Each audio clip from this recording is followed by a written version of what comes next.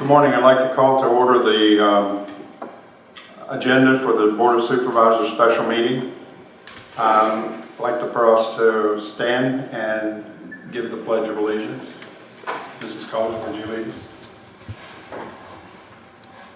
Pledge allegiance to the flag of the United States of America and to the republic for which it stands, one nation, under God, indivisible, with liberty and justice for all.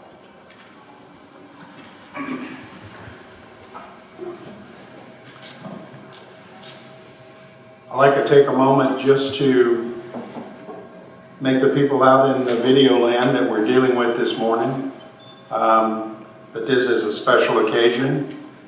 We're trying to do everything we can to protect our public, and we're doing everything that we can to make things as efficient as we can for the Board of Supervisors. We don't want the government to slow down. We don't want anything that can impede us. So we're going to do everything that we can to protect them. And that part was right now to have a public meeting over the as a video stream and have a very limited number of 10 or less people in the boardroom at any one time. So just wanted to let everybody know that before we got started.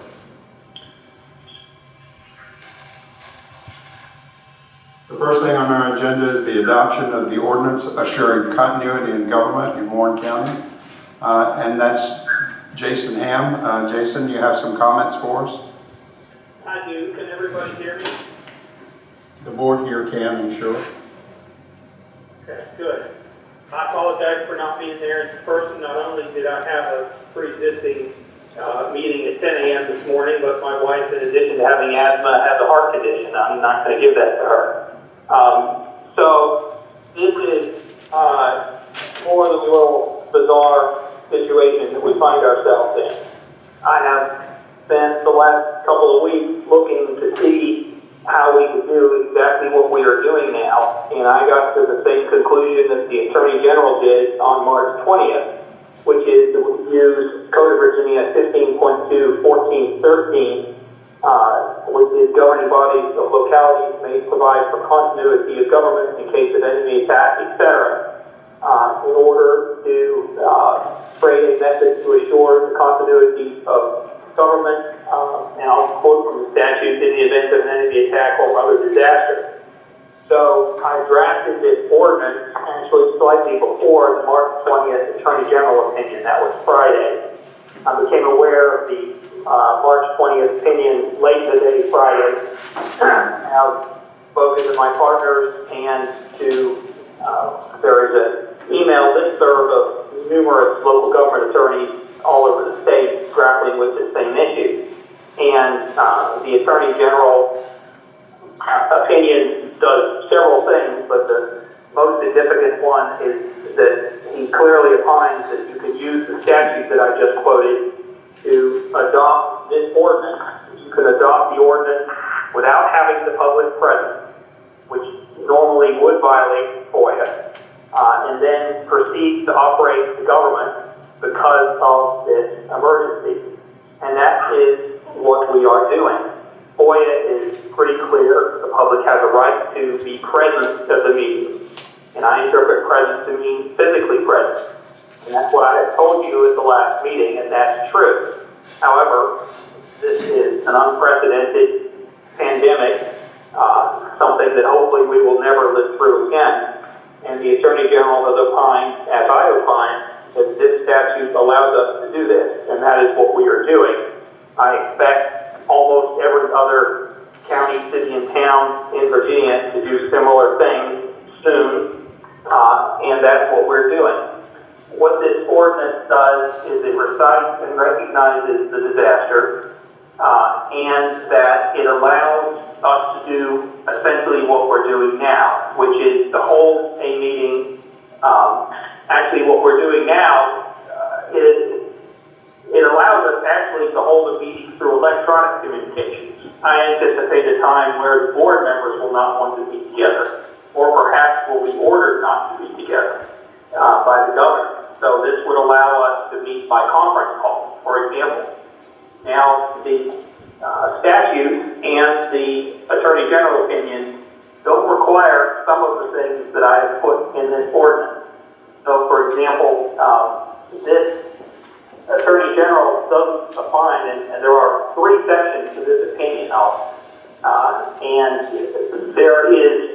there are other ways to meet, but only to discuss the COVID-19 emergency under FOIA. We want to go further than that. We want to be able to pass the budget, for example, make land use decisions to generally allow the county to operate.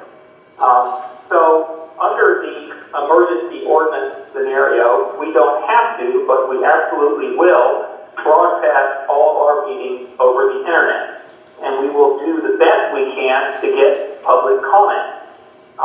It is something that is a long tradition in Warren County and in most of my clients, but in fact, there is nothing in the Virginia Code that requires a locality to hear public comment.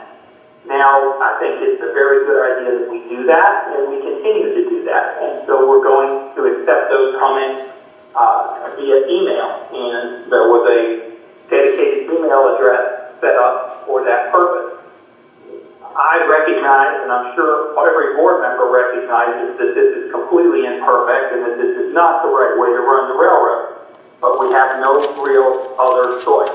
There's every indication that getting ahead of this and preventing the spread early will be critically important to our reduction in death rate, to stop hospitals from being overwhelmed, and to hopefully, to some extent, limit the economic devastation that this is causing.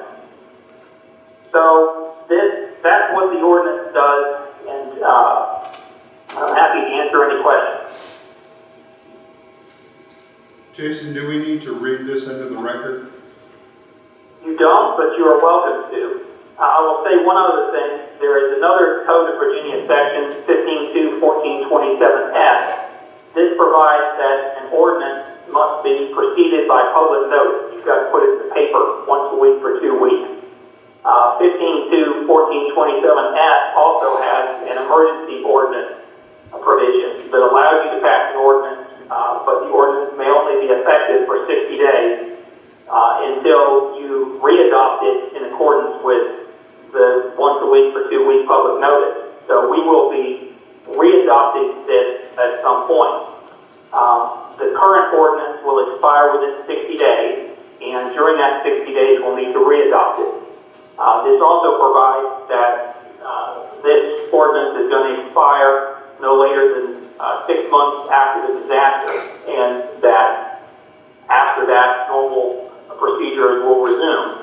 I am sure that we will start holding live meetings as soon as it is safe to do so. Mrs. Mounds, you had, or Jason had mentioned there was an email address set up? Yes, so when I first started working here, Miss Janice Standridge, who was the clerk before me, she had a generic email called depclerk@warrencountyva.net. When I started working here, I got a unique email address, which is email@warrencountyva.net, but the Dep Clerk is still active. So that is the email address that I've been using on all of the things we've been sending out for people to get public comments. So all of those comments will be sent directly to me for me to disperse to the board. And every ordinance and resolution that's adopted by the board, a full copy of it is included in the minutes automatically. So you wouldn't have to read that into the record. Okay, fine. Would you say the email address again real slow? Yes. So it can be everybody that's online can understand. It is DEP, which is short for deputy, so it is D-E-P as in Peter, clerk, C-L-E-R-K, at Warren County, V-A as in Virginia, .net. And I'm going to try and show this on the live stream. Thank you. And it's already positioned on the website, correct? I will make sure it is on the website, but it has been on the agendas that we've been putting out for this meeting, so. Okay, thank you very much. Was there something else that you wanted to mention? Okay. Thank you. Do I have a motion?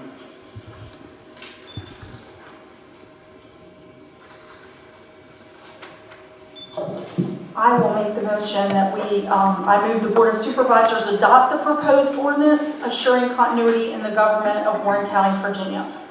I second that. Any additional discussion? All those in favor? We have a roll call, please. I got a roll call. Thank you. Mr. Carter? Aye. Ms. Oates? Aye. Mr. Chairman? Yes. Ms. Aye. Colors? Aye. Mr. Fox? Aye. Thank you. Now, Mr. Chairman, Yes, sir. I would suggest that this ordinance and frankly everything else we passed during this time be immediately, hopefully today, posted to our website. Yes, it will. Mrs. Mounts has agreed to do that for us as quickly as she can. Thank you. Next item on our agenda is the adoption of the resolution authorizing statutory powers to combat the COVID-19.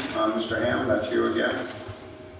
Yeah, there are much broader powers that the chairman, who is the local director of emergency management, and contingently the vice chairman, can use during this emergency. And our last resolution didn't include all of those. I have incorporated into this new resolution all of the powers described in the Virginia Code section relevant to this to enable the chair, and then if the chair is unavailable, the vice chair, to do what needs to be done, if it ever needs to be done, to combat the emergency. And I'm happy to elaborate on those powers if someone wants me to. Could you just very briefly go over them for us? Yeah, and I'll paraphrase and quote partly from Code of Virginia 44-146.21, which is Declaration of Local Emergency. Whenever a local emergency has been declared, the Director of Emergency Management of each political subdivision, or any member of the governing body in the absence of the Director, if so authorized by the governing body, and that's what this resolution does, it so authorizes, may control, restrict, allocate, or regulate the use, sale, production, and distribution of food, fuel, clothing, and other commodities, materials, goods, services, and resource systems, which fall only within the boundaries of that jurisdiction and which do not impact systems affecting adjoining or other political subdivisions, enter into contracts and incur obligations necessary to combat such threatened or actual disaster, protect the health and safety of persons and property, and provide emergency assistance to the victims of such disasters, and proceed without time-consuming procedures and formalities prescribed by law, except mandatory constitutional requirements pertaining to the performance of public work, entering into contracts, incurring of obligations, employment of temporary workers, rental of equipment, purchase of supplies and materials, and other expenditures of public funds, provided such funds in excess of appropriations to current approved budget unobligated are available.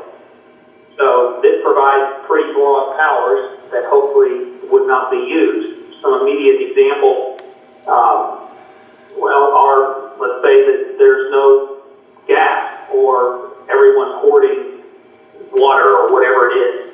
There could be county control of that, and that's pretty radical, and I suspect it wouldn't be used lightly, but it would enable the chairman to do those things if necessary. It also, and I think we already last time adopted a resolution that basically enable county staff to purchase things without following the Procurement Act in these circumstances.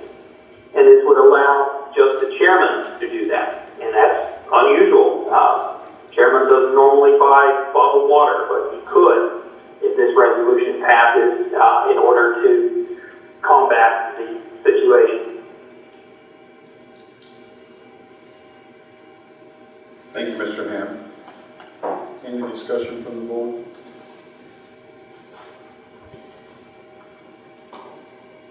So, Mr. Ham, is there, does this resolution provide any checks on the chairman's powers, if you will? Is there anywhere that somebody is checking as a backup? Yeah, Mrs. Oates, it does not, and the ordinance you very much needed to pass in order to be able to have this electronic meeting. The resolution is something that I would think it would be a good idea to pass because you don't know what's going to happen in the future, but it's certainly not something that I would deem necessary to operate Warren County at this juncture. It is something that is allowed by the Virginia Code and is being presented to you as an option. It would only be used as if and when it became necessary.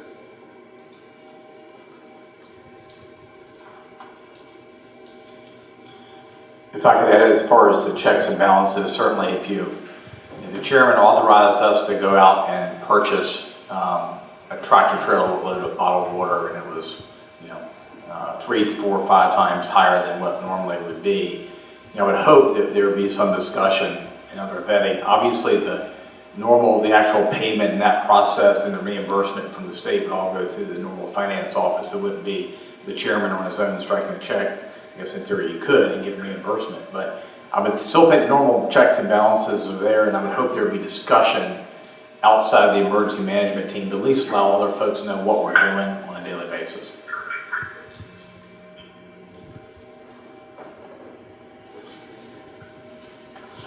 Is there a motion? I have one more question.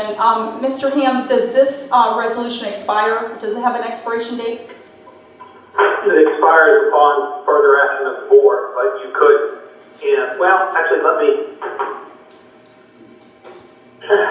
I did not put in an expiration date, but it will, anytime there's a meeting, the board can stop this at any point through having a meeting and doing that, or you could have a sunset provision added to this if you like. The other resolution had a 90-day expiration. That's why I was asking. Yeah, the reason for that was to comply with the Virginia Code.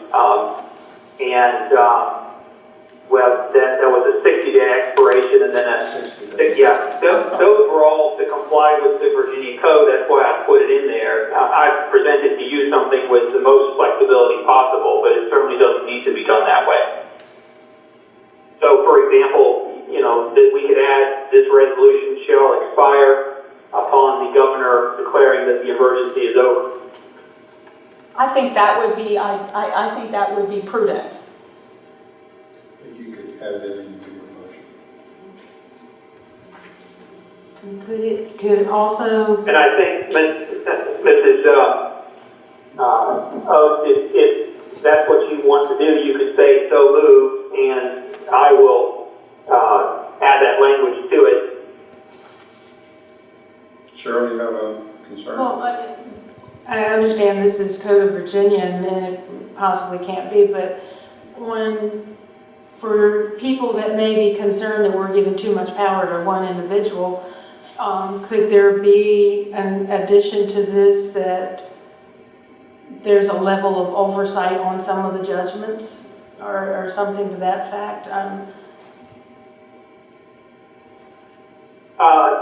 You could say that the chair and the vice chair had to agree.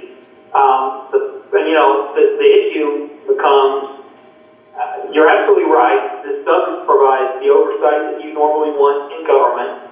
That's true.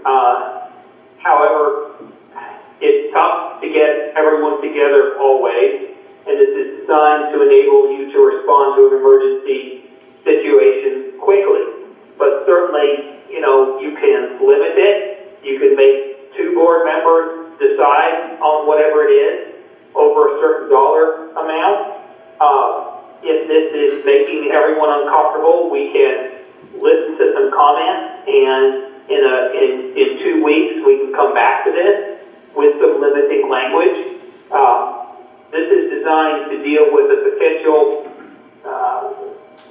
much worse situation than we have right now. I don't know that it will get that way. I don't know that it won't. I was trying to set the ground deal with any eventuality. Yes, sir, I appreciate that. I'm just trying to consider, I understand the reason and I agree that we need something in place to make quick decisions. Just fearful of the reaction of our constituents in enabling so much power to one person. And that, I feel like I'd be remiss if I didn't bring that up. And you're absolutely right. That gives tremendous power to the chairman. When they were talking about the Constitution of the United States, they were all concerned about giving the president too much powers, and they were all a little embarrassed about talking about it because everybody loved George Washington. Everybody liked to trust Walt, but I understand your point. We could do various things. One thing we could do is we could limit this to, this resolution expires upon the governor declaring the emergency over, and we can require the consent of the chairman and the vice chairman. If we're going to do that, I might say instead the chairman and any other board member, because I don't know that it's a wise idea to, in an emergency, to have two specific people have to get together. Those are some suggestions. Or again, we could think about this for a couple of weeks and come back to it.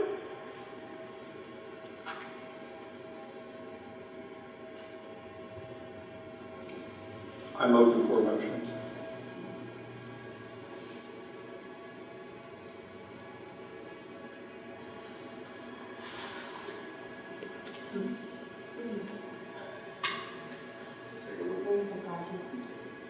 Make a change. I'd say go ahead and go with it.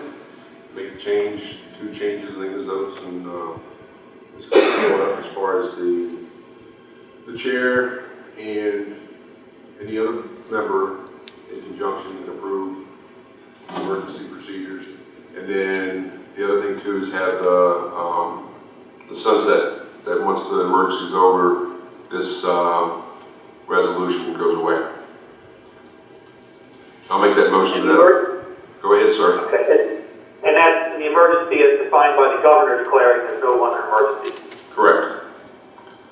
So I'll make that motion to that effect. Mr. Ham, do you have that down? I do. Okay. Is there a second? I'll second that motion. Any discussion? Roll call, please. Mr. Fox? Aye. Ms. Cullors? Aye. Mr. Chairman? Aye. Ms. Oates? Aye. Mr. Carter? Aye. Motion is approved. Next item on the agenda is for Mr. Butler, and it's the approval of salary for a Warren County Sheriff's Office Lieutenant.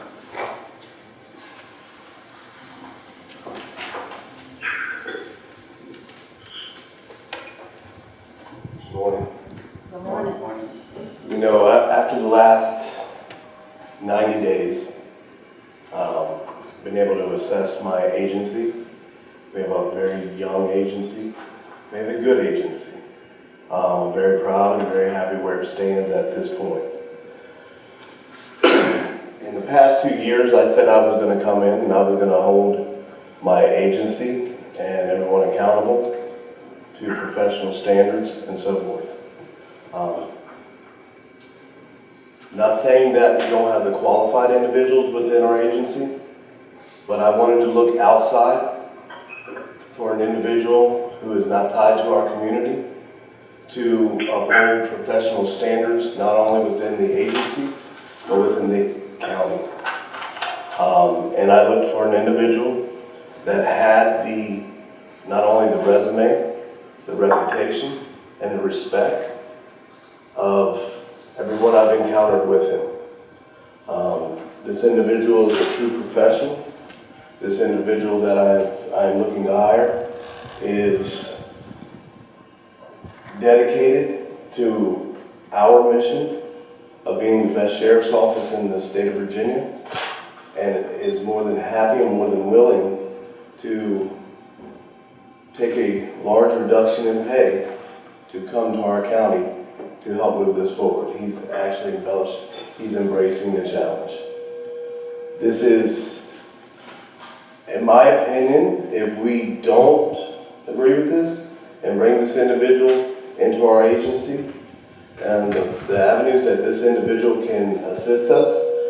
I hold him right side by side with Major Driscoll, who Rick Farrell, I think, can attest to, has been an amazing assistance to our community and our county. I think Doug can attest to that as well. Same with the town. I think this gentleman that I'm wanting to bring in is on that same level. I think we'd be losing out on an amazing employee if we don't.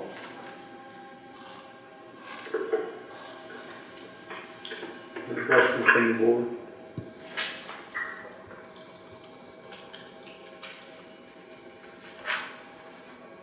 Mr. Butler, you had mentioned, and in this, in the information in our packet, that you also had expected this gentleman to help you with accreditation. Yes, ma'am. Right, which is, can you explain that just a little bit? Well, the accreditation is what holds law enforcement.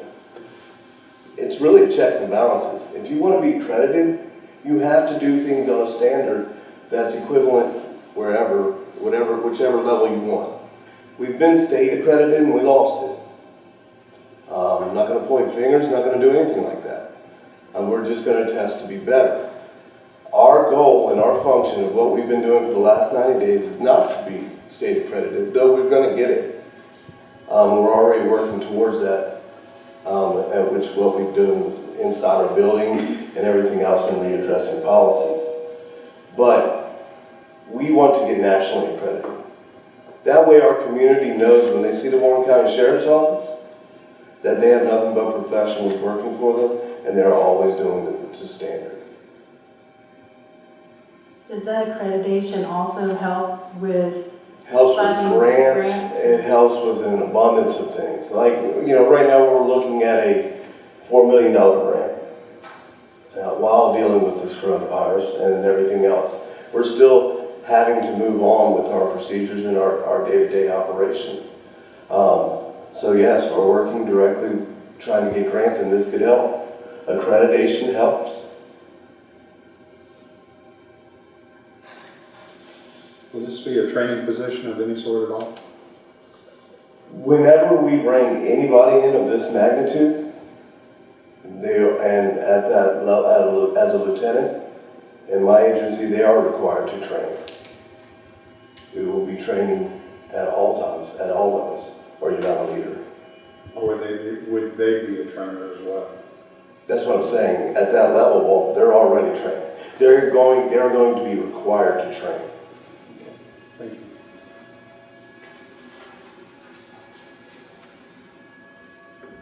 Questions?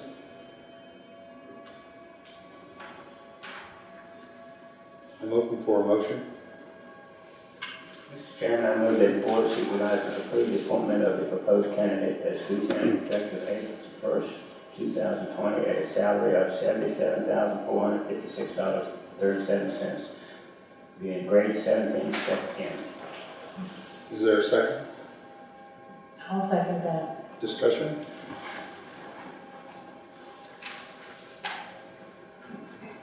Roll call, please. Mr. Carter? Aye. Ms. Oates? Aye. Mr. Chairman? Aye. Ms. Colors? Aye. Mr. Fox? Aye. Motion is approved. Thank you. Thank you.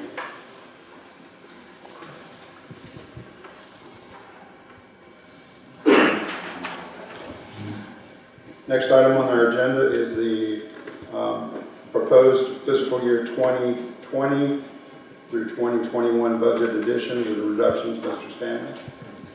Mr. Chairman, Yes, sir. I don't think I really have anything to add to your budget. With your permission, I'd like to drop off. I have no problem with that. Anybody else? Thank you very much, Mr. Ham. All right, take care.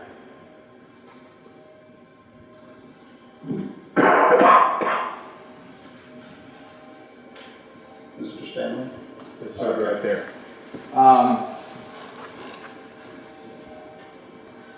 Got a little introduction I want to get to you first.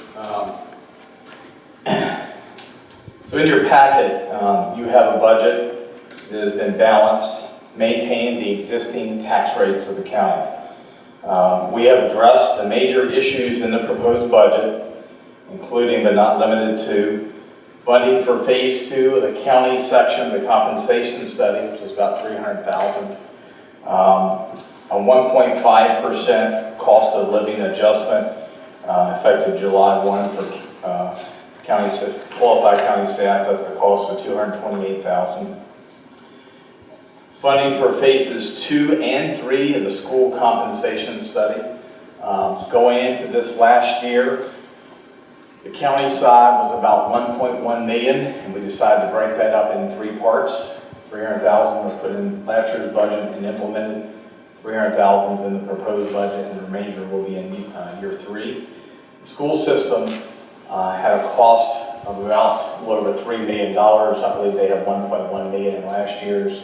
Because of the additional revenue they're projected to receive from the state, additional students and salaries, they're anticipating being able to complete that. That is part of the reason we would not be able to do that without that additional state money, because we had pledged to go into the budget with no increase. So we're appreciative of them, the state being able to provide that funding. One of the things we're also able to do is we've got funding set aside for our commitment to Dominion Power. Years 6 through 10 of the operation as a power plant, we have to provide an amount up to 50%. I think it's the difference between the in-town and out-of-town rate for Dominion. Our latest estimates have been that will cost us about $300,000 to $400,000. We have $150,000 in the budget, but we've also got $930,000 sitting in special projects. The last few boards have been smart enough to stick some of that money aside so that we don't have to pay it all at once. So we're anticipating maybe we'll have to draw, let's say, $200,000 out to match the $150 that's in the budget. There's the $350 potentially that would be our amount this year. And we could do that over the next 4 years, basically, and be able to level fund at about that $150,000. Yes, sir. Mr. Stanley, trying to be safe here, Microphone. we have more than 10 people in this room. Okay. Microphone. Just so everybody knows, we've got more than 10 people. We're asking. I'll bring them in if Yes, necessary. Okay. Wayne, take it back in your room. Yes, sir. All right. It's getting a little feedback, Wayne, so I'm trying to stay away from that. There are no additional capital projects, or we've cut back on others in the process. Last year we had to add funding for the Rivermont Fire Station. That was a significant funding item that's been taken care of. It's already addressed in the budget. No new additional big projects for us to fund. And minimal staff additions. I know we've got I think there's a IT position, the sheriff's office budget, and I don't believe there's anything else as far as position-wise on our side, maybe on the school side. First, let me note there was a change in your sheet in the packet for the local request for Warren County Public Schools. This is not their fault. The local request is now $513,692. It was formerly $267,200. And that had to do with last year we took over the maintenance of all the ground mowing of all their facilities. And the cost of that was $246,492. That is the amount the schools in theory saved when the county assumed mowing responsibility. The intent last year was we had reduced their overall request and left that money in, and about 1.8 was added on top of that. That's not what happened. When reviewing the school's budget, that 246 was cut out of what we approved and sent over in theory to the schools, and they didn't notice it, we didn't notice it, I didn't notice it. So I apologize for that. So their total request is $513,000, and that is in what's balanced as part of the budget. And obviously that's up to the board to ultimately make that determination. Now they'll have that shortfall in the current budget of $246,492. They have some additional students, they have additional federal dollars. They feel they can handle that in their current budget. It's not an issue this year. what I've got here, I'm going to try to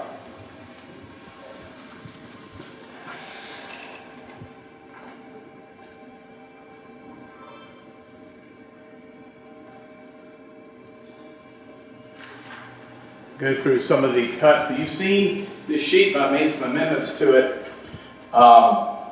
We started, back up just a second. Keep Roger moving here. Top of the sheet. Proposed general fund revenue, $82,473,758. Proposed revenue required, $83,303,851. Additional funding required was $830,093. So using that number and working down through it, we made a few adjustments. Most notably, we've been able to estimate an increase in real estate tax revenue, $250,000, and personal property revenue of $250,000. I'm going to walk through that in a little bit, how we got there, and I'll ask Carolyn to come in at that time. We left our outside agency adjustment number there. We've got our staff, which is shown as a negative in parentheses. That's 1.5% COLA, effective July 1 of $228. The Warren County Public School increase is shown as a negative. That's additional dollars if we add up their current local allocation, $513,692. So it's quizzed me and said, "Where's the Sands Anderson money?" And she's right, because we've been covering that for the last 2 years with savings from the RSW Regional Jail. So I, talking to Sands Anderson, have plugged a number of $1,250,000 into the budget, estimating what we anticipate it will take us to go from July 1 into next year. It is a guesstimate. It is a guesstimate. I'm also, the next line, I'm adding revenue for EDA recovery. As you know, a list pendant was filed last year on about 4 or so properties, totaling $1.8 million, not appraised value, assessed value. Assessed value should be lower than appraised. Most of that property is in Warren. I believe there's some property in Liberty was part of that. In addition, there's a bond on the executive director, and now $500,000, which it will take a criminal conviction to be able to recover that. There's potentially $2.3 million that can be recovered. In talking with Sands Anderson, was supposed to come up this spring, April timeframe. We'll see what happens to the court system, but we believe that these properties that are tied into those pendants will at some point be released and turned over to the EDA to be sold. The EDA has pledged that first and foremost, the county will be repaid for costs it's put into the civil suit. So I feel comfortable anticipating recovery of those funds. So we're showing both the expense and anticipated recovery of those funds. Next, reduction of the set-aside for reassessment contract by $10,000. Reduce the sheriff's requested salary increase for covering animal control from 20 to 10. It's currently a $2,500 increase. Eliminated the requested overtime increase, $82,000 for the sheriff's office. The sheriff has told me that we were talking about the new IT position. We talked about the cost of that, and I said I need to find an equivalent reduction in the budget. He offered up the overtime increase. He feels like he can make that work, and he needs the IT position more than he needs the additional overtime. Probation position savings. Ms. Fell has been working with the probation office. They're transitioning from an actual person to position to doing some grant stuff. We do believe there's going to be savings there, and that's what we've indicated, $27,800.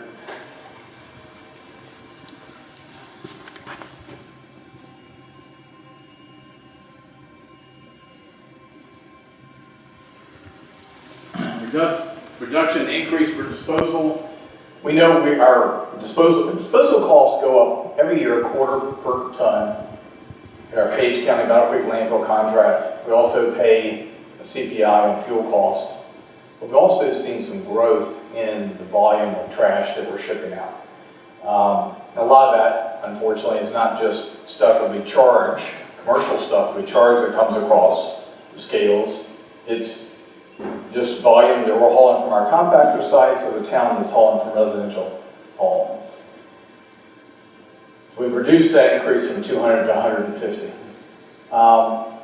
Next is closing the Front Royal Golf Club. You know, we have anticipated revenue of a little over 100. We have anticipated expense of about 300. Anticipated net savings is 205,535. That's the difference between the revenue and expense. Every day we continue to talk to folks and love somebody else to come in and say, I'll pay $1 and I'll take the golf course off the county's back. I got the clear direction from the board that we need to look at this as a means to save the county taxpayer citizens and focus more on more core services. So that's why that's on there. Reduction in the EDA operating budget. I had gone through that last time as far as their specific budget. Whether they come under the county, and that's to be discussed, or they stay independently, Doug and Gretchen stay independently under the direction of the current EDA board, I feel that the budget can work. Now, part of that's predicated on cutting out a significant portion of their legal expenses, assuming that Doug and Gretchen would come under the county. If they stayed over there, those legal expenses could be higher. That's one caveat I would throw out. Increase in the tourism budget. I heard from the chairman that we may want to look at bumping up. We had estimated about $160,000 in tourism dollars. I've thrown in 40. There's a little uncertainty right now with the impact of coronavirus on our collections. We do have about $100,000 in special projects, outside of some project stuff that could be used to supplement as well. So I feel comfortable that would give this board and the tourism board what would be necessary to continue to market this community, particularly once we come out of the coronavirus and are able to bring visitors out here and really market them. Slight reduction in reserve for contingencies from 300 to 265,000, saves us 34,000. I've increased our EDA debt service. That would take us up to about $510,000. We have approximately $300,000 that's available in our current budget for EDA debt, and that is debt that's outside of our town-county bond. We have a town-county bond with Virginia Resource Authority that's specifically for a portion of Leitron Parkway.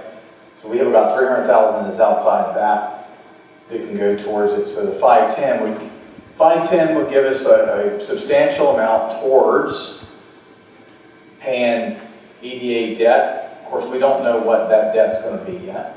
I know they're actively working to divest themselves of some of their properties, most notably the Stokes Mart, which has been in discussions, I think, in the process of trying to get back the workforce housing piece. So I think that situation will become a little clearer over the next couple of months as we get towards July. As I've stated before, we do have money in special projects which can, I feel comfortably, help us carry the EDA debt if needed for 2 to 3 years while they work through their issues. I think that's incumbent on their financial stability for us to be able to do that. And part of that is working through the issues with the town relative to the police station and the police debt, and I'm keenly aware of that as well. Reducing our building improvement fund from 100 to 150,000. That's frankly, that's any major issues in any of our buildings. That money is used for that. We have purchased a property line. Part of that is property next door. We just purchased the way back property that came out of that property line. Eliminate funding for the Fort Park, and as I said to Supervisor Fox, it does not eliminate money we have in special projects, Archie. We've got about $180,000 set aside. The board had set a target. There is no county park anywhere in the Fork District. We've talked about putting a playground or something out there somewhere. We've talked about a couple different sites, have not nailed anything down, but I think at this point, you know, we can pull that out. We've got money there if and when we're ready to move forward. Lions Park, we've got to do some retaining wall and some shrub removal, and part of completing the renovation of that park. We've cut $10,000 out of that, take it down to 15. Our Appalachian Trail, we're getting close to being able to move forward with our 80-20 grant for it's about $1 million trail project. We've got money set aside in special projects, but I feel comfortable we can trim that back.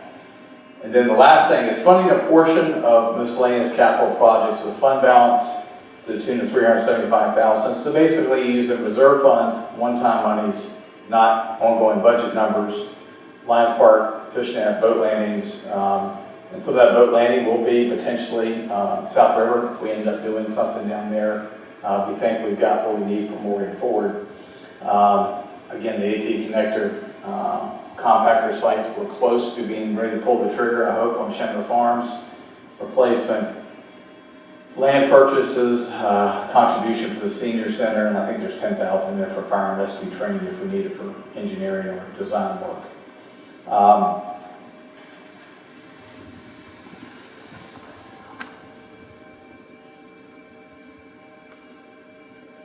So at the bottom, that covers that shortfall and actually provides $16,437 overage, which we would, in theory, kick over to reserve for contingencies. I would note we still have a cushion with the regional jail. Regional jail budget net this year was impacted because we had savings last year. We had savings and we had debt rental, which we didn't fully anticipate, which our last quarterly payment was $32,000. The savings there will help us offset Sands Anderson, those unexpected costs that we've had this year. We won't have as much, but the savings for this current year will carry into next year. Next year's fourth quarter payment should be lower, so we should be, just to be an additional cushion there, I'd say at least $500,000 to $750,000, depending on where the jail ends up at the end of the fiscal year. I realize we are all a little uneasy about the budget and the impacts of the coronavirus. As I told the chairman, the closest comparison that I have to point to is the Great Recession, which really was 18 months between 2007 and 9, but for Warren County, effects extended into 2012. And I'm going to show some graphs. I'm going to walk through some examples of that right now.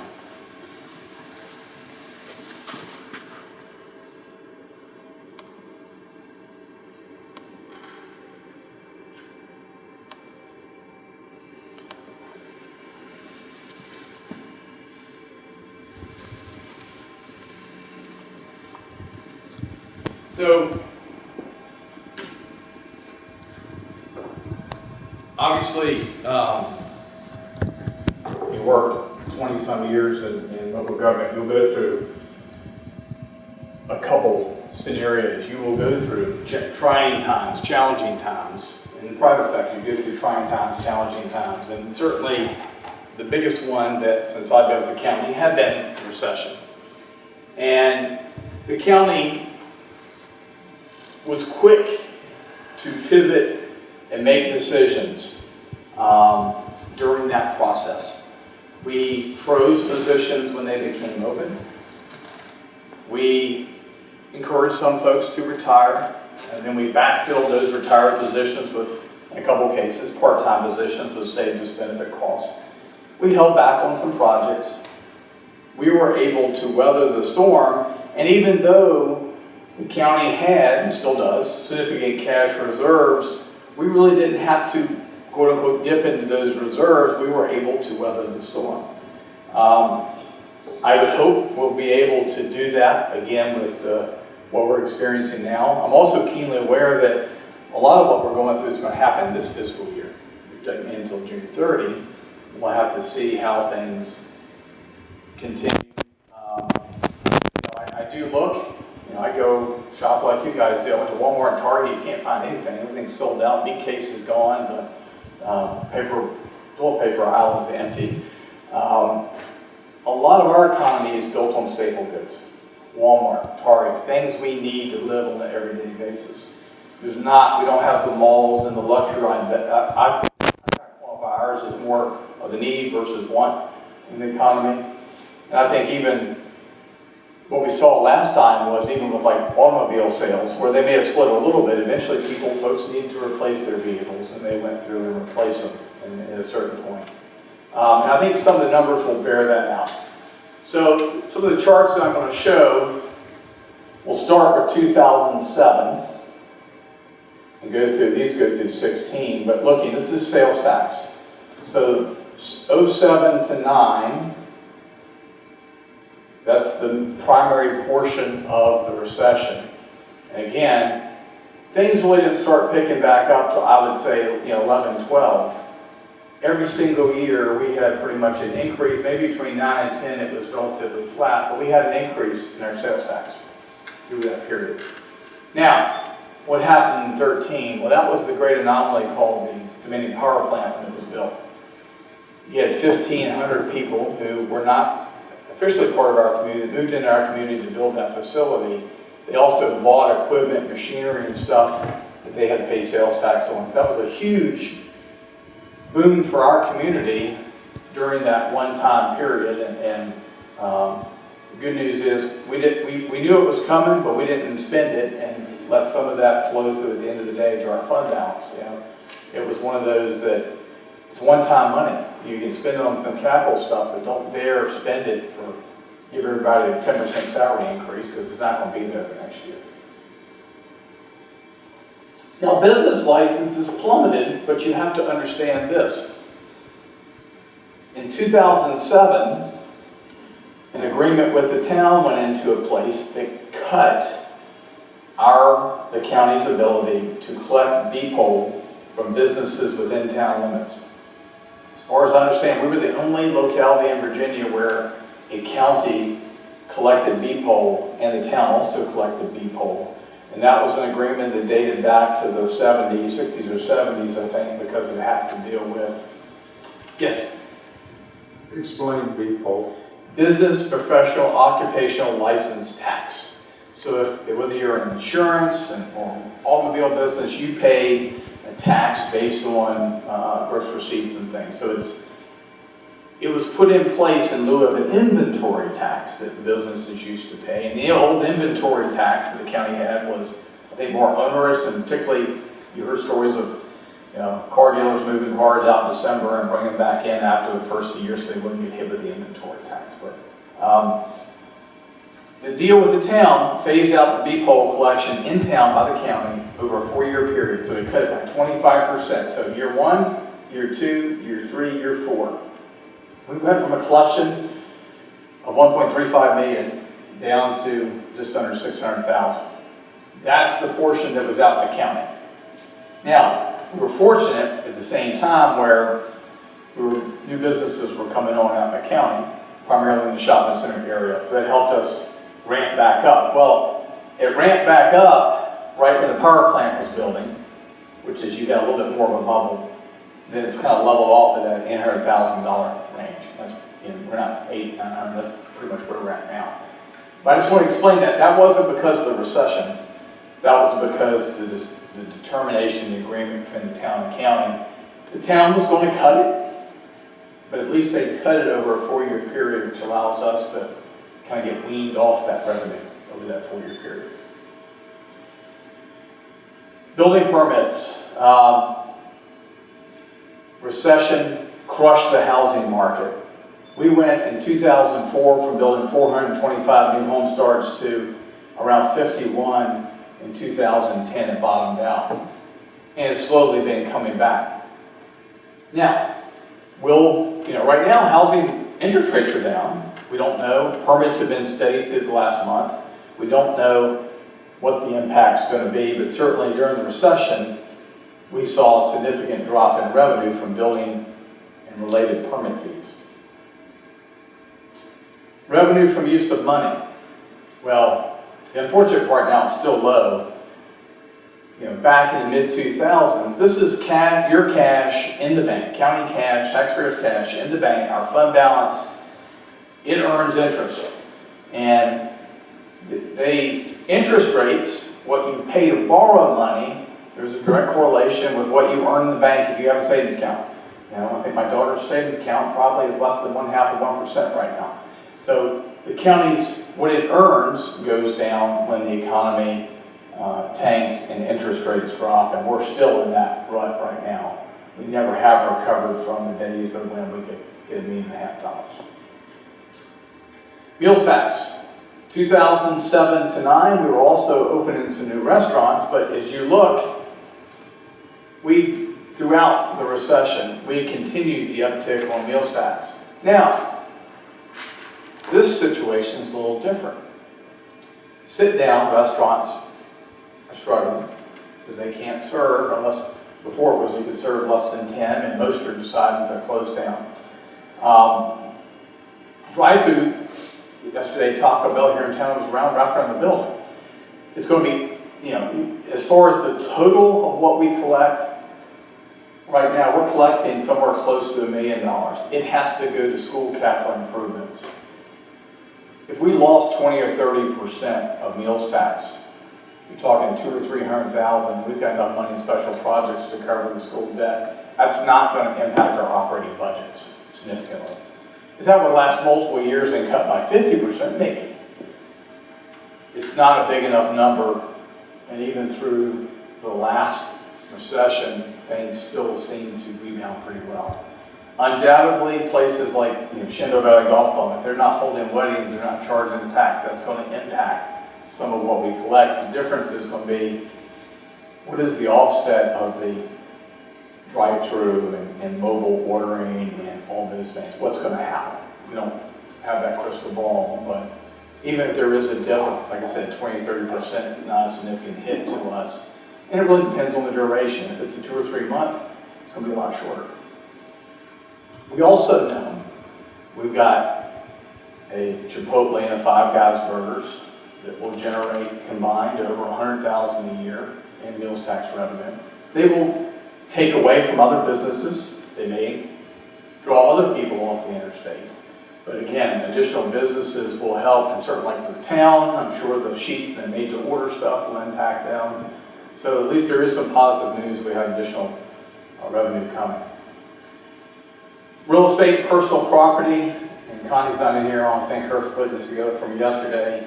The green line's personal property. The red line's real estate. The bumps in 2010, that's when the Board of Supervisors made the decision to go to twice-a-year billing. When you go to twice-a-year billing, you get a one-time bump where you collect an additional half a year's taxes in the same fiscal year. So in December of 9, look at Carolyn back, we collected our normal 100%, and then we collected 50% in June 5th of 10. That's within the same fiscal year, so that gave us a bump. We put half that money to pay on the public safety building, and we put the other half over in special projects to use as a reserve fund. That's the $4.1 million we talked about using for the EDA to cover us for debt. You look between 2007 and 2009, personal property stayed fairly flat, a little bit of a dip. Real estate continued to increase over that time frame. I was trying to see how much of a dip in personal property. I'm not sure if I can get that one.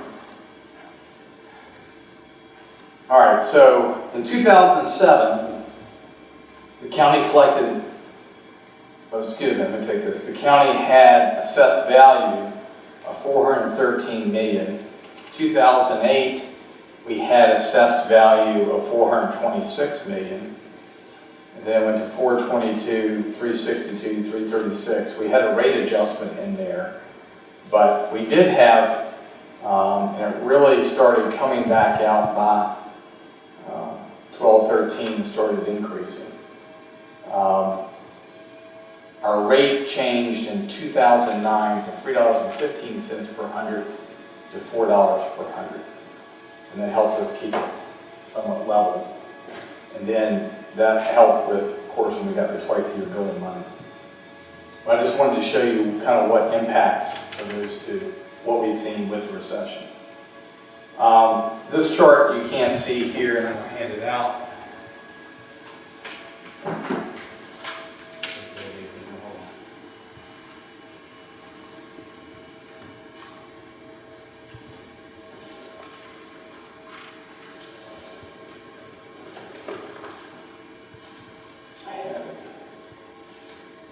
Caroline, come here. Can you go bring me copies of sheets? I had it somewhere. So, while she's doing that, I'm sorry, I do want to pass out.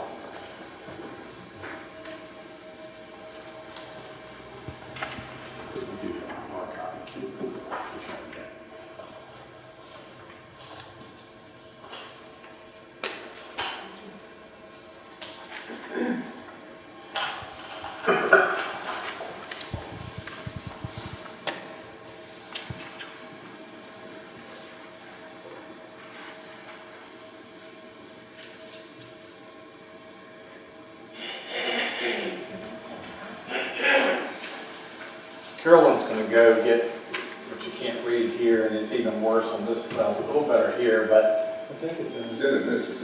You got it? Okay, all right, okay. We'll still get you one that shows a little bit better, but we do revenue estimates. Carolyn will painfully and methodically go through and do some analyzation of each of the previous years. So the first column is going to be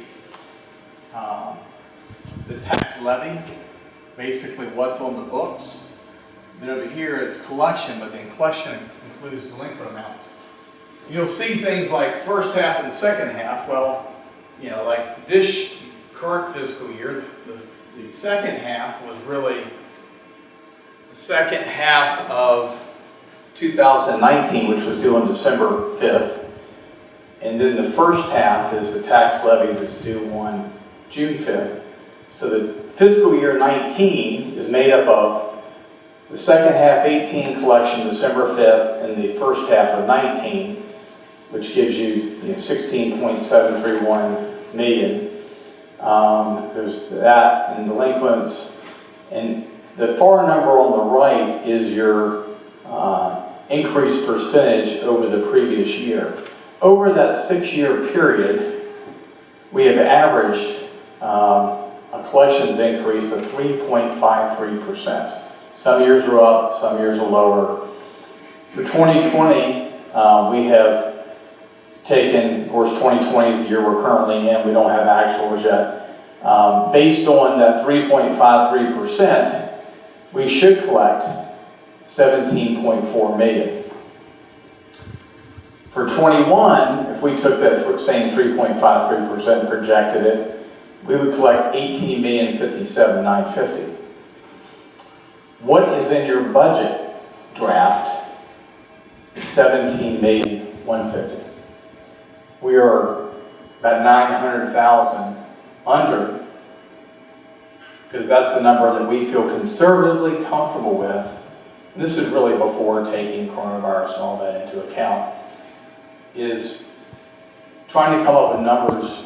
And Carolyn and I, over the years, tried to make sure we're betting on what we're comfortable at receiving as revenue, not betting on, oh gee, there's something great that's going to happen. If you don't know what's going to happen, you don't know what's going to happen. We're not banking on that. Even on real estate, and some real estate stuff, not betting on, we don't know when it's going to be finished or finalized and when it's going to open. So we're generally pretty careful about how that works. For instance, on real estate, we bet on what the current adjustments are from the Commissioner of Revenue's office. We're not betting on the houses that are under construction, because we will add 150 houses over the next 12 months. Some of those will pay partial year real estate, because when they're finalized, they'll get an occupancy permit, they'll start paying taxes. We're not betting on that. We're betting on what we know with the bird in the hand. And for instance, with the personal property, we're betting on the conservative number we have. There's potentially, based on the historic numbers, there could be a $750,000, $900,000 cushion there. That's not what we're betting on. We're betting on what we know. If the current economic situation causes a slight downturn in the number of people who don't replace vehicles, don't go out and buy, don't pay their taxes, we've got some cushion there. The other thing is that, too, historically, every year, you'll have some categories which you'll overachieve in, and you might have some that you underachieve in, and usually they balance out. And when they don't, that's why you have the reserve for contingencies, and that's why you have a fund balance to lean back on. I just wanted to provide some of these numbers to make you feel at least comfortable that we don't ramp up the revenue estimates to try to match what our expenses are, that we have some cushion in there built into the budget. And we do try to budget conservatively on the revenue side to make sure that we can match and meet what we're estimating.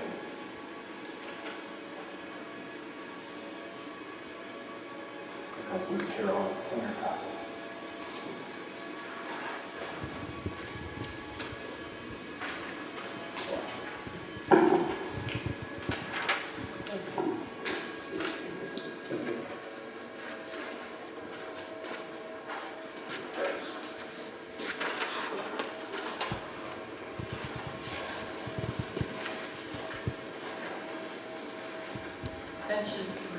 Yeah, we'll just stay here. So with that, we're certainly happy to answer any questions. I think the biggest thing today, we've got our budget scheduled. I certainly realize the board may want to have some adjustments to what is proposed. We need to at least get moving on with the advertisement of the budget to have a public hearing. I think we're scheduled, Emily, is it the 14th, the second Tuesday? Why is that important? That is important for the ladies down the hall, that being the treasurer and the commissioner. The later, so right now by schedule, we have a public hearing on the 14th and potential consideration on the 21st. After the public hearing, the board can, well, one, it can lower tax rates, you can't raise them. You can adjust budget items. But at least we get the public hearing completed out of the way, and given the current circumstances, I'm a little nervous about what's going to happen. Any of us will get taken out with coronavirus and everything else. But the main thing for the ladies down the hall is that once the board adopts the tax rates, they can get the bills out.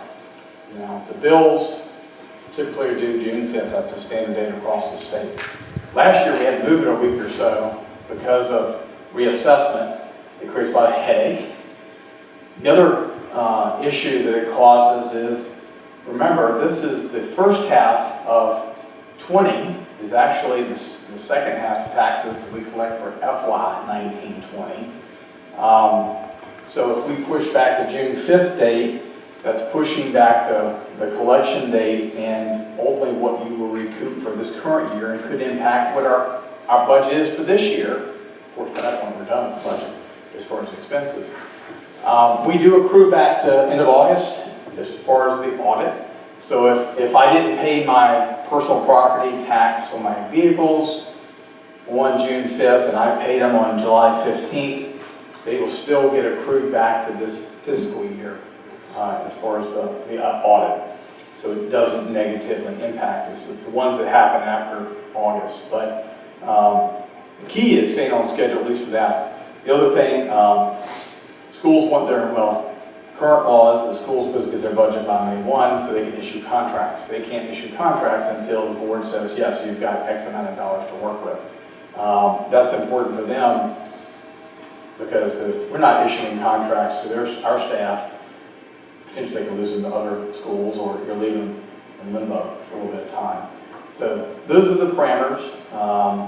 Again, whether we talk about things today, we talk about things after the budget hearing, at the night of deliberation, there's all time for discussion and change.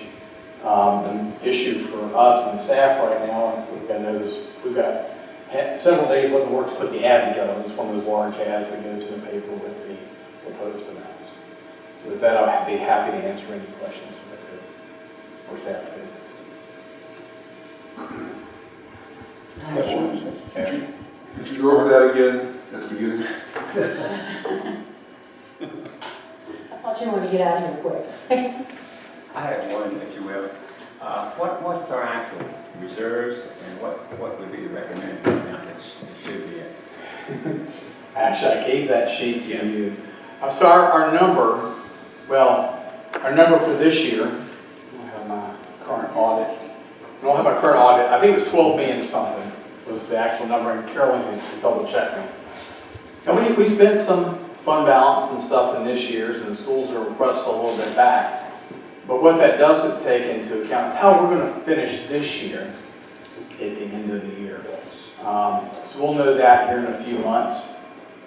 I think the reality is, and I think there was in part of that presentation by our audit firm the other night, showed that you really count the money over in special projects, you can count that towards your balance, and you've got 30 million in cash, 18 million of that is money sitting in special projects that the board has allocated for projects, but you're not required to spend it on. You know, we got 930,000 setting aside for the Dominion water payment. You don't have to spend on the Dominion water payment. Of course, my advice would be, if you spend on something else, how are we going to make up the Dominion water payment? There's about $1.5 million in there that's actual sanitary district money, doesn't belong to all county taxpayers. Our ending fund balance was, there's two items, it's about right around $12 million.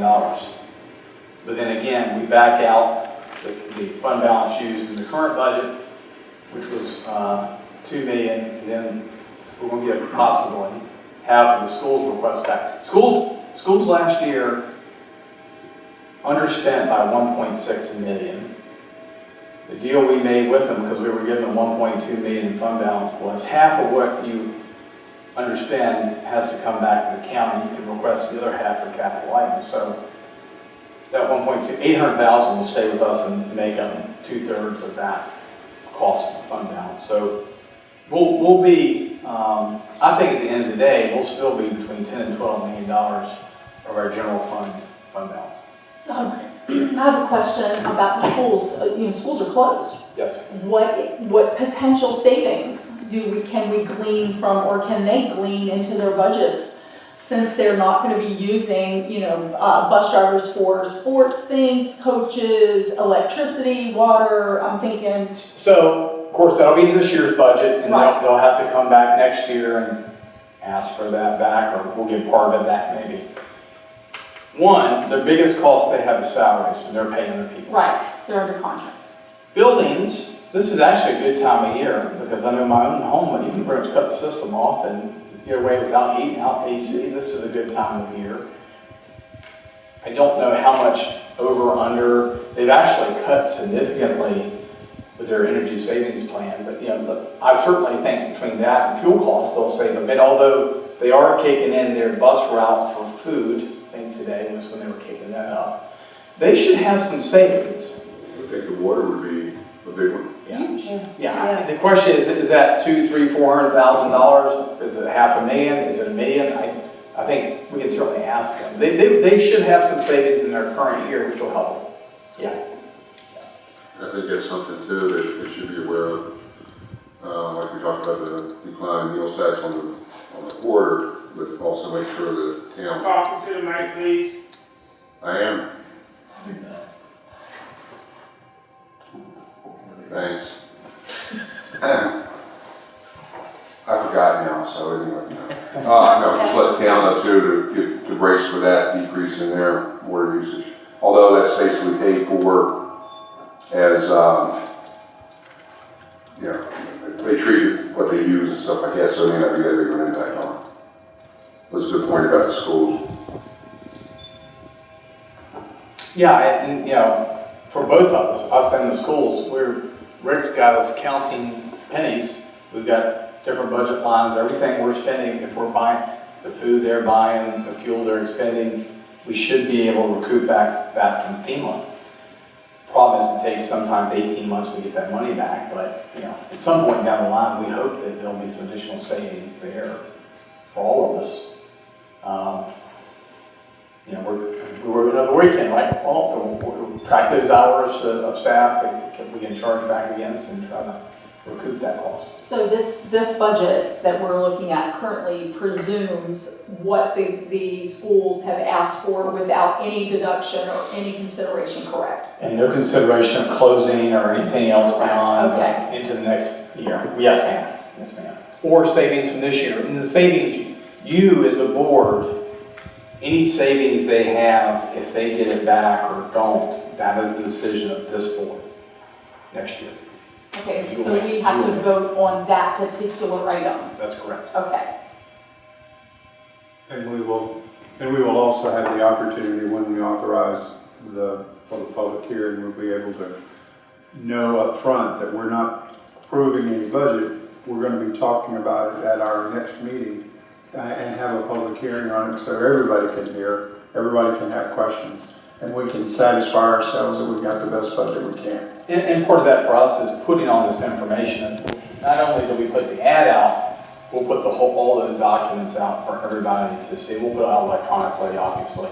We can put a copy, any building's really open, but normally we would, but we don't know what's going to happen. So the decision we're making today is just that we can publish the current tax rate to the public with the request. the request that they can come in and comment on the budget, and we can comment on the Yes. budgets and move around items as we need to, as things maybe become clearer over the next couple of weeks. Is that my understanding? Absolutely, and it lets us keep moving. And I do, and the chairman and I spent a good time talking, and Carol and I talked a little bit yesterday, talked about, again, recession tricks. Again, things like, honestly, you could hunker down and say, wow, we think it's really bad, let's cut positions now. My feeling, and based on past experience, it's hard to cut positions based on what we don't know is going to happen when we still have to provide the services. We saved a lot of money by freezing positions last time. And I'm saying freezing positions that were non-essential. I'm not going to freeze a paramedic. That's an essential position. But if it's like in building inspections, it's not critical to us providing inspection services. If in the treasurer, in particular, it's not during tax collection time. If we can buy 6 months of salary and benefits and get through that time frame, 5 positions could save us $250,000.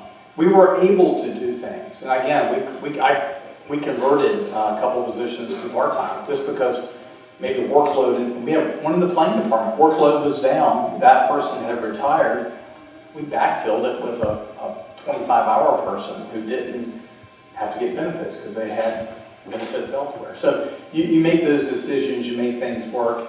Holding off on, we don't have as many capital projects, certainly holding off on stuff that's less than essential. We don't need to buy that vehicle today, we need to get another 6 months out of it. We could leave the money in the budget for that vehicle and consider buying it down the road when conditions change, those types of things, just to give us a little more flexibility. But at the end of the day, as Archie said, that's why you got $30 million in the bank. The county, I am very defensive of our credit rating and what the banks look at. And I can tell you the scrutiny was much higher during the recession. We actually had quarterly calls with people like Moody's and S&P.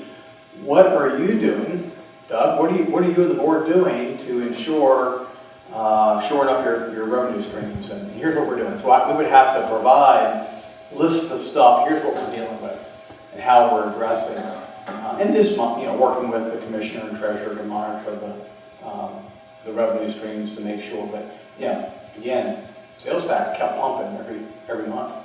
We didn't lose ground on sales tax. Again, I feel like our economy locally is more about staple goods and not about luxury items. I feel good about that. The meals tax is going to impact those where we sit down businesses. Could somewhat be offset by the delivery group and Cracker Barrel. I saw a line this morning, people going getting their breakfast, I guess, pick up at Cracker Barrel.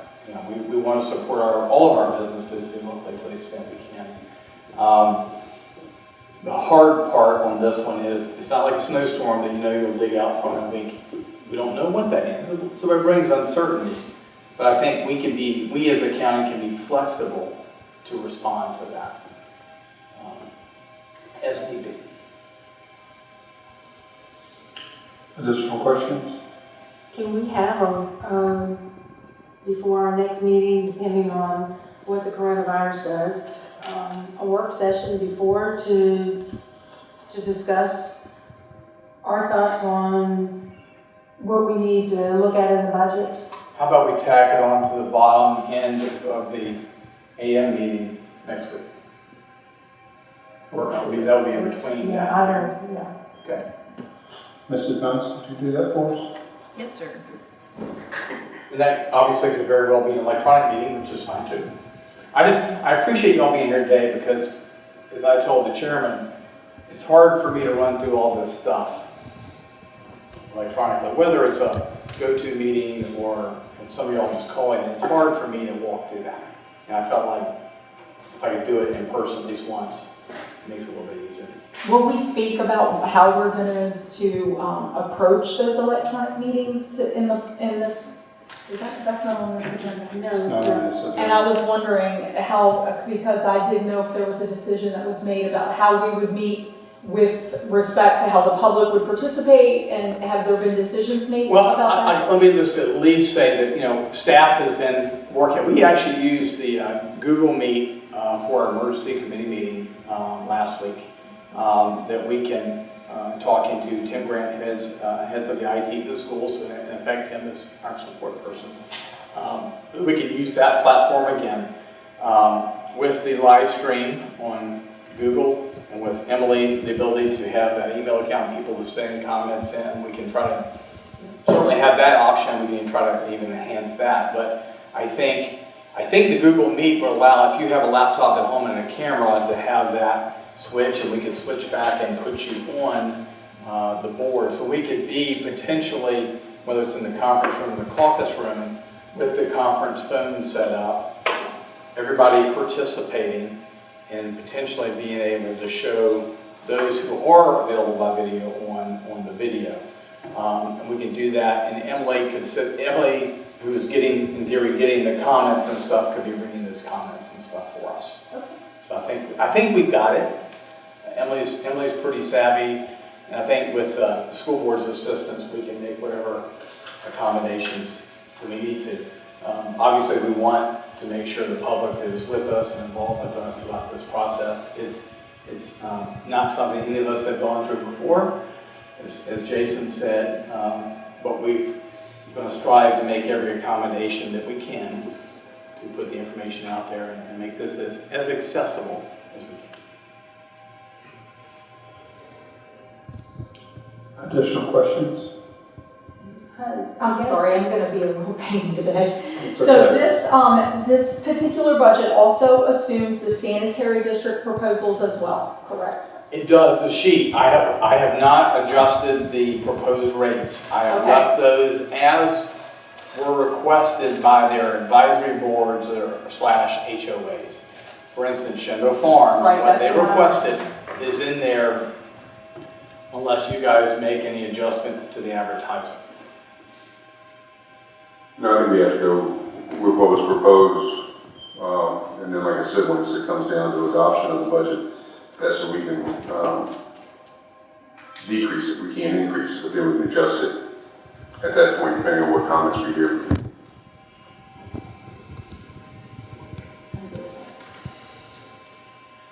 Additional questions?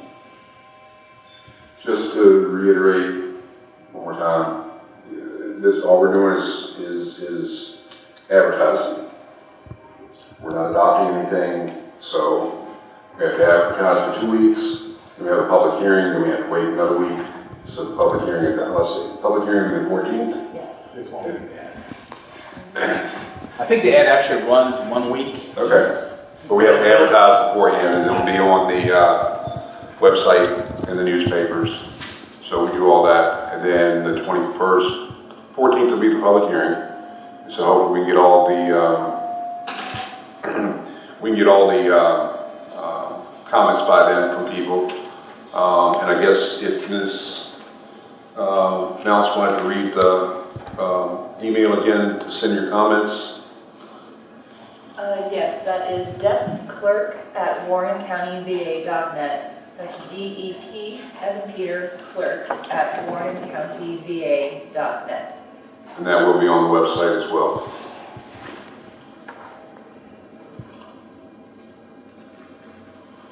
No questions? Were any comments sent in yesterday for this meeting? I received no comments, no. Thank you. Thank you, Mr. Stanley.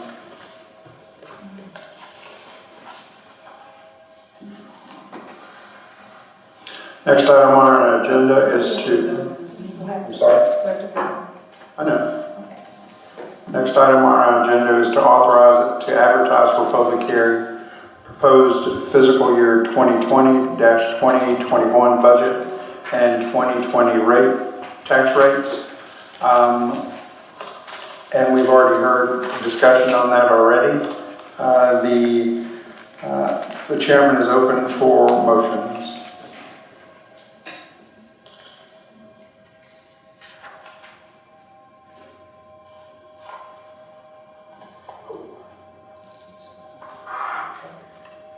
What's this one?